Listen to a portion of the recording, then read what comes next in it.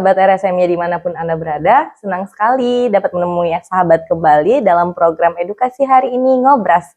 Ngobrol asik sehat, yaitu suatu program yang akan memberikan sahabat banyak informasi dan tips-tips kesehatan langsung dari pakarnya. Apa kabar sahabat-sahabat semuanya? Semoga dalam keadaan sehat ya. Untuk yang sedang sakit, jangan patah semangat. Terus berobat, temui layanan kesehatan di kota Anda. Berikhtiar dan berdoa tentunya. Karena setiap penyakit pasti ada obatnya. Dalam memperingati Hari Kanker Dunia, Ngobras episode kali ini, kita angkat tema mengenal leukemia pada anak. Nanti kita akan cari tahu sesungguhnya leukemia pada anak itu kondisi seperti apakah, dan apakah bisa berbahaya, bagaimana penyebabnya, dan bagaimana tindakan serta penata laksanaan pada leukemia pada anak ini. Dan di mana kita bisa mendapatkan layanan penyakit leukemia. Simak perbincangan kami dalam Ngobras bersama narasumber kita yang sudah hadir di studio ini, Dr. Leni Elita, spesialis anak, konsultan hematologi onkologi. Oke, apa kabar dokter pada pagi hari ini? Baik ya dok, alhamdulillah. Nah dok, di hari ini kita akan berbincang tentang leukemia pada anak. Banyak mungkin orang-orang udah sering mendengar ya dok tentang penyakit leukemia terutama pada anak ini. Sebenarnya leukemia secara umum dan apa sih sebenarnya leukemia ini dokter? Leukemia itu adalah penyakit keganasan darah, jadi memang sel darah, terutama sel darah putih. Sel darah kita itu dibagi dua ya, untuk yang leukemia ini ada yang tipe limfosit, ada juga yang tipenya mielosit. Jadi limfoblast dan mieloblast gitu. Jadi dia keganasan darah, sel darah putih. Oke, jadi leukemia itu adalah sel kanker ya dok ya, namanya kanker pada darah, terutama sel darah putihnya ya dok. Oke. Bagaimana ciri-ciri leukemia atau gejala leukemia ini pada anak dokter? Gejala leukemia itu anak-anak biasanya dia ada demam dulu, demamnya lumayan lah kayak 2 minggu, sebulan, demam yang tidak jelas, yang terutama dia ada gejala pucat, lalu penurunan berat badan. Jadi itu biasanya kalau leukemia ini pada anak itu ada yang akut, ada yang kronis. Yang akut itu terjadi ya kurang dari 3 bulan, itu seperti gejala tadi yang saya sebutkan, ada demam, pucat, lalu ada perdarahan. Perdarahannya bisa berubah mimisan, gusi berdarah, atau hanya sekedar bintik-bintik merah di kulit, lebam-lebam di kulit. Lalu ada juga kadang teraba pembesaran organ di dalam perutnya, yaitu hati sama limpa. Oke, berarti ada banyak sekali tanda dan gejala sebenarnya di awal untuk leukemia ini ya dok ya. Kalau misalnya leukemia ini biasanya bisa terdeteksi di usia berapa dokter? Leukemia itu bisa mulai dari bayi baru lahir sampai anak, kalau anak-anak kan sampai 18 tahun ya. 18 tahun ke atas sudah bukan anak-anak lagi. Jadi dari bayi baru lahir sudah bisa kita deteksi, bukan terdeteksi, sudah bisa kena. Kalau deteksinya kan dia ini akut tadi ya Mbak ya. Jadi emang kejadiannya cepat, tidak lama gitu. Tiba-tiba ya dok ya? Tiba-tiba, tapi ada ya kira-kira sebulan, 2 bulan, 3 bulan seperti itu. Oke dok, jadi sebenarnya rentangnya dari 0 hingga 18 tahun ya dok usianya. Tapi yang terbanyak itu sering terdeteksi di usia berapa biasanya dok? Biasanya anak-anak umur, kalau dia terbagi jadi kalau untuk leukemia dari 0 sampai 14 tahun rata-rata. Tapi dia tuh ada dibagi jadi resiko standaris ya, resiko biasa sama resiko tinggi. Yang paling banyak jumlahnya itu yang resiko biasa. Resiko biasa tuh usiaan 2 tahun sampai 10 tahun. Kalau yang resiko tinggi itu di bawah setahun sampai di atas 10 tahun. Jadi yang paling banyak sih yang resiko biasa. Oke. Berarti emang ada klasifikasi resikonya pun berdasarkan usia juga ada ya dok ya. Oke. Kalau misalnya jenisnya dok, kan tadi di awal dokter udah jelasin ya, ada yang akut kronik, ada limfosit T, limfosit B, itu jenis-jenisnya gimana dok? Kalau dari jenis kejadiannya dibagi jadi akut sama kronik. Yang akut itu cepat, kurang dari 3 bulan. Kalau yang kronik itu udah lama dan anaknya nggak terlalu merasakan gejalanya dan dia tampak tenang seperti itu. Kalau yang akut itu cepat jadi kejadiannya. Lalu kalau itu untuk kejadian, waktu kejadian. Sedangkan kalau untuk jenis leukemia tadi secara garis besar dibagi jadi limfoblast, sel dari sel limfosit, sama Myeloblast dari sel myelosit. Jadi itu dari jenis kankernya. Kalau yang limfoblas itu dibagi lagi nanti jadi ada sel B, ada sel T. Jadi banyak jenisnya sebenarnya Mbak Dokter Widya. Oke, jadi banyak banget jenisnya ya dok ya. Ada yang kayak yang namanya ALL, AML gitu Iya, ya dok iya, ya. Kalau penyebabnya dok, penyebab dari leukemia pada anak nih apa sih? Kan karena biasanya kan yang kita tahu kanker itu kan di atas 40 tahun ya dok ya. Nah kalau misalnya pada leukemia pada anak ini apa sih dok faktornya, resiko atau penyebabnya dok? Kalau leukemia pada anak ini penyebab etiologinya ya, penyebabnya itu adalah genetik dan lingkungan. Nah, kalau genetik itu sudah dia bawa dari lahir, dia udah punya itu cetakannya seperti itu. Hanya diperkuat dengan lingkungan, misalnya dia terkena radiasi, radiasinya bisa radiasi sinar X, sinar gamma dan sebagainya, bisa dari radiasi handphone yang berlebihan, terus menerus gadget, TV yang terus, komputer misalnya, itu bisa mempercepat. Lalu makanan seperti makanan yang siap langsung jadi ya, yang siap saji itu juga bisa, walaupun itu enggak besar ya, resikonya itu rendah, hanya kalau terus-terusan itu bisa menjadi penyebab jadi mempercepat jadinya itu. Selain itu bisa juga pupuk, pestisida, lalu lingkungan yang tidak bersih, sama polusi udara seperti polusi-polusi misalnya asap rokok dan yang lainnya. Oke, berarti mungkin juga kalau ibunya lagi hamil juga harus tetap dijaga berarti ya dok? Ya, dari jadi dalam ibunya kandungan yang tuh. hamil juga harus dijaga. Oke, kalau misalnya dok ada anak yang sudah mengidap penyakit leukemia ini, apa sih, apakah ada perlu makanan yang dihindari dan aktivitas yang seperti apa yang boleh pada anak leukemia ini? Aktivitas yang makanan yang harus dihindari, Iya. yang pasti makanan berpengawet, makanan yang siap saji ya dok. Kan itu bisa menimbulkan zat-zat karsinogenik ya, jadi itu harus kita hindari. Perbanyak makan buah, karena juga kemoterapi itu membuat anak-anak susah untuk buang air besar. Jadi dengan memakan buah bisa membantu melancarkan pencernaannya. Intinya ya makanan yang jangan berpengawet dan makanan dimasak dengan baik. Jadi jangan kayak sate, kalau mau sate ya jangan yang bakar-bakar seperti itu. Oke, berarti intinya makanan yang dibuat di rumah yang lebih aman ya dok Iya, ya? dan dimasak dengan baik, benar-benar dimasak, jangan yang setengah masak seperti itu. Oke. Kalau misalnya ini dok mau nanya nih, kan kalau orang yang sakit leukemia ini kan gejala awalnya demam ya dok ya, demam Pucat. terus pucat. Kenapa ya dok tiba-tiba bisa pucat atau HB-nya tiba-tiba turun langsung itu dok? Jadi sel leukemia itu sel yang ganas itu tadi jumlahnya berlebihan, dia menekan sumsum tulang, jadi sel-sel yang normal, sel-sel yang sehat itu ditekan sehingga menyebabkan mengganggu yang sel normal sehingga HB-nya jadi turun, trombosit turun dan sebagainya. Jadi yang sel ganas menekan sel-sel yang normal sehingga itulah kita jadi anemia, jadi pucat dan sebagainya. Oke, berarti memang dia mengganggu produksi dari sumsum tulang belakang sendiri ya dokter ya. Kalau misalnya leukemia ini dok, apakah sangat berbahaya dan bisa menyebabkan kematian dok? Ya, leukemia ini berbahaya tuh tergantung dari jenis resikonya tadi ya dok, jenis mutasinya apa, lalu ya dia berbahaya kalau pasien tidak diobati dengan segera. Sebenarnya angka kesembuhannya kan tinggi, itu hampir 90% kalau yang resiko biasa. Tapi kalau dia tidak diobati dengan benar, dia bisa pindah dari tadi yang resikonya biasa menjadi resiko tinggi, sehingga angka kesembuhannya pun menjadi rendah seperti itu. Jadi memang bisa sembuh, prognosisnya bisa bagus, cuman juga bisa jelek, itu tergantung dari bagaimana apakah obat itu masuk sesuai tepat waktu, kepatuhan pasien, kepatuhan keluarga, sarana kesehatan juga sangat mendukung. Misalnya kalau ternyata di daerah itu nggak ada sarana kesehatan, lalu sarana transportasi juga kurang, dia mau pergi kemo setiap hari dia nggak bisa, seperti itu kan angka sembuhannya menjadi menurun.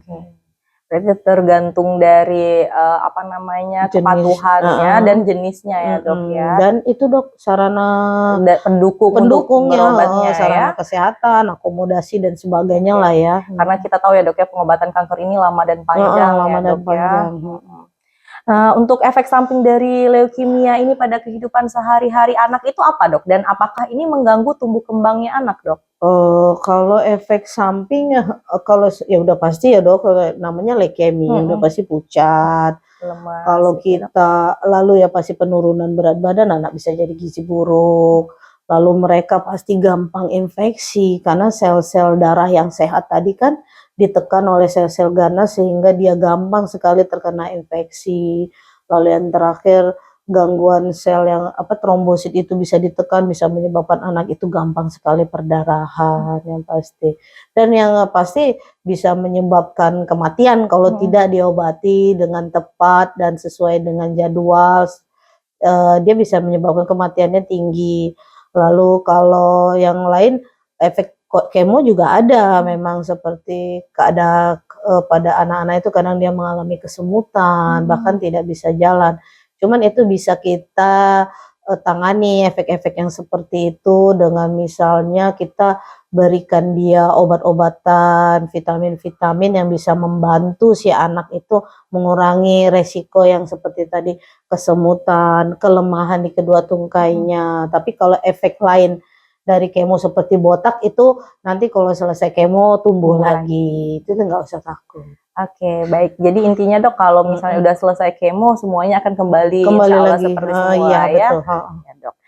Kan ini anak-anak yang leukemia itu mungkin nggak dok aktivitas keluar gitu ke waktu dalam pengobatan, misalnya kayak olahraga. Apakah kalau misalnya dia terlalu aktif itu bisa mempengaruhi dok?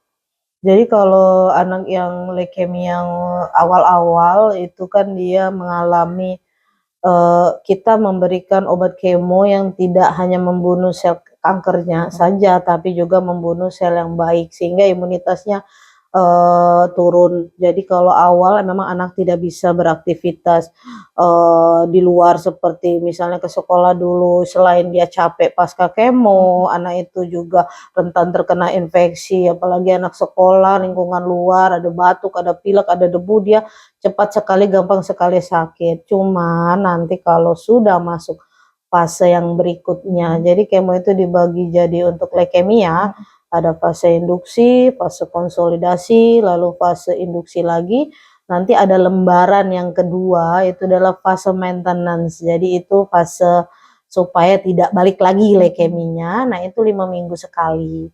Nah di saat itu biasanya anak sudah bisa bersekolah, aktivitas, tapi tidak bisa yang berat ya dok. Sekolah sudah bisa biasanya. Ya bisa lah kalau untuk ya sekitar-sekitar, tapi kalau awal itu tidak disarankan, lebih baik benar-benar beristirahat. Oke, baik dok. Kan dokter udah jelasin ya dok, kalau leukemia ini, kalau sakit leukemia itu pengobatannya ada tadi kemoterapi ya dok. Nah, cuma kan orang-orang ini kan mikir apakah cukup dengan kemoterapi, sedangkan awam biasanya suka takut banget, apakah ada pembedahan gitu dok. Makanya terkadang orang malas berobat karena takut dioperasi kayak gitu dok. Jadi sel leukemia kalau untuk yang ganas sel T itu jenis sel T, leukemia T itu kadang dia bisa menyebar atau infiltrasi kita bilang itu ke kalau anak laki-laki ke testis ya. Ke testis atau buah zakarnya itu. Nah, itu bisa membesar. Itu kadang itu yang dioperasi diangkat misalnya kalau memang tidak bisa lagi tolong ya itu yang akan diangkat. Cuman itu jarang dok misalnya. Di kemo itu biasa kadang-kadang ngecil sendiri dia. Mengecil dengan diobati dia bisa ngecil. Kalau leukemia itu kan sel darah sih, bukan tumor padat. Oke. Jadi intinya hampir sebagian besar itu cuma cukup dengan kemo ya dok ya, tidak perlu tindakan pembedahan. Selagi itu awal dideteksi ya dok ya, cepat terdeteksi, kemungkinan hanya butuh kemoterapi saja ya dok. Kalau layanan leukemia di rumah sakit RSMY kita ini gimana dok? Bisa tolong dijelaskan dok? Layanan leukemia ya untuk sementara ini kita belum bisa untuk kemoterapi karena kan harus kekurangan yang pertama di rumah sakit kita ini adalah pemeriksaannya. Pemeriksaan untuk menegakkan diagnosa itu kan memerlukan aspirasi dari sumsum tulang, mengambil darah, sel darah dari pabriknya langsung. Nah, itu namanya BMP atau BMA juga ada. Nah, itu yang belum bisa di kita ya. Dalam waktu dekat ini insya Allah bisa, tapi untuk saat ini belum karena memang kalau ruangan udah disiapkan. Selain itu ada satu lagi yang belum bisa itu adalah lumbal fungsi. Jadi saat kita kemoterapi ada obat yang dimasukkan ke tulang belakang itu namanya intratekal istilahnya. Masuk intratekal itu saat kita masukkan itu cairan yang keluar dari situ harus kita periksakan. Nah, itu untuk evaluasi apakah berhasil kemo kita. Nah, itu siap masukkan obat itu cairannya kita periksa. Nah, itu belum bisa juga kita kerjakan. Jadi untuk sementara ini memang belum bisa, tapi dalam waktu dekat insya Allah kita bisa melakukan hal semua pemeriksaan itu tadi. Kita sudah bisa langsung kemo karena untuk obat-obatan sebenarnya kita sudah ada obatnya, sudah sedia, cuman pemeriksaannya yang belum. Jadi sama-sama kita bekerja sama ya dok ya, semoga dalam waktu dekat ini semua tindakan pengobatan leukemia di Rumah Sakit M Yunus itu bisa dilakukan. Kalau misalnya leukemia ini dok, apakah ada tindakan pencegahannya dok supaya anak tidak terkena leukemia? Karena leukemia ini kan genetik ya sebenarnya Dokter Widya. Jadi kalau genetik kita nggak bisa cegah, tapi mungkin kalau memang dia punya bakat, kurangi tadi yang faktor yang dapat mempercepat atau dapat memunculkan dia itu seperti yang tadi radiasi, lingkungan-lingkungan yang tidak sehat, radiasi, lalu kurangi mungkin nonton ya gadget yang berlebih-lebihan, misalnya handphone, komputer, nonton TV terus-terus. Nah, itu kan adalah radiasi, sama makan makanan yang berpengawet. Nah, makanan cepat saji itu kan banyak mengandung zat-zat karsinogenik ya, Dok. Nah, itu juga dikurangi yang seperti itu. Pola hidup sehat lah, Dok. Makanan mentah mungkin sebaiknya adalah makanan-makanan yang dimasak dengan baik. Itu juga dikurangi. Jadi ya, jadi intinya olahraga yang cukup juga ada. Hindari ya dok faktor-faktor pencetusnya tadi yang seperti udah dijelasin ya dok ya. Dokter, setelah beberapa lama di rumah sakit ini, udah berapa banyak kasus dok di Rumah Sakit M Yunus, dan bisa diceritakan nggak dok kasus-kasus di M Yunus ini gimana leukemianya dok? Kalau di M Yunus aku baru masuk bulan Januari ya dok ya. Itu sudah banyak, udah kira-kira ini satu lagi di depan. Ada kira-kira 7 orang yang udah kita rujuk. Jadi sedih ya. Kita rujuk karena memang kita nggak bisa melakukan pemeriksaan. Kalau untuk kemo kita bisa obatnya. Cuman saat kemo itu harus ada yang diperiksa. Nah, itu juga membuat sandungan. Kalau kita kemo aja nggak harus ada yang diperiksa, nggak masalah. Cuman ini harus ini. Jadi ini aja udah sekitar 7 orang yang kita akhirnya rujuk. Jadi lumayan cukup sedih. Karena harus merujuk. Ya, 7 orang dalam bulan Januari, ini Februari ya dok, udah banyak ya. Iya, itu banyak sekali ya. Itu 2 orang sudah tegak pasti karena dia kemarin kemo di Darmais sama RSMH. Yang 5 orangnya lagi baru-baru semua itu dok. Iya. Ya, berarti kita tinggal berharap selanjutnya ya dok ya, untuk pemeriksaannya cepat bisa dilakukan di M Yunus, sehingga pasien-pasiennya tidak perlu dirujuk lagi ya dok ya.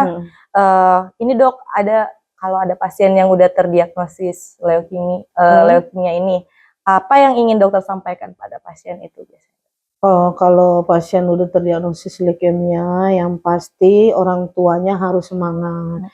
Ibu bapak harus saling mendukung, keluarga lain harus saling mendukung untuk kesehatan si anak. Jangan patah semangat, jangan rewel. Kemonya harus tepat waktu. Kalau anak nggak mau minum obat, usahakan obatnya harus masuk. Obatnya lolos saja 1 hari, kemungkinan sembuhnya, kemungkinan relapse-nya besar. Jadi jangan punya alasan, ibu dokter obatnya pahit, anaknya malas minum obat, dokter obatnya nggak masuk. Nanti yang cuman leukemia standar biasa aja, jadi standar tinggi itu angka kesembuhannya jauh sekali. Lalu ibu biasanya leukemia ini ibu-ibu yang fightingnya ya dok. Kalau bapak-bapak harus mencari uang, menafkahi keluarga. Ibu-ibu yang di sana yang sedang menemani anaknya itu semangat. Banyak ibu-ibu lain, nanti ketemu ibu-ibu lain saling mendukung, saling semangat. Pokoknya intinya insya Allah kalau sudah berusaha kita bisa sembuh. Intinya ibu-ibu jangan harus tergantung sama bapak. Kalau bapak nggak ada nemenin, nggak mau berobat tuh jangan. Pergilah berdua sama anak bapak. Kalau bisa nemenin ibu itu lebih baik lagi. Kalau nggak bisa, carilah uang yang lebih banyak untuk kesembuhan anaknya. Semangat pokoknya, berusaha. Kalau saya lihat ibu-ibu yang dengan bapaknya saling mendukung, ibunya nggak harus tergantung sama bapaknya mencari apa-apa. Ibu-ibunya fokus untuk kesembuhan anak, rata-rata anaknya sembuh. Sedangkan bapaknya fokus untuk mencari kerja, untuk membiayai semua itu rata-rata sembuh. Tapi kalau dari awal sudah rewel, lalu misalnya obat ini pahit, itu pahit, ini nggak bisa masuk, itu biasanya jelek. Jadi balik lagi dukungan dari keluarga, dukungan dari orang tua itu sangat penting dalam pengobatan leukemia ini ya dok ya. Kalau anak-anak tuh kan cuman buka mulut masuk kan, dia nggak bisa marah, dia nggak bisa nolak. Saat kita masukin obat yang lewat tulang belakang dok ya, itu dia kan kita bius, dia nggak tahu.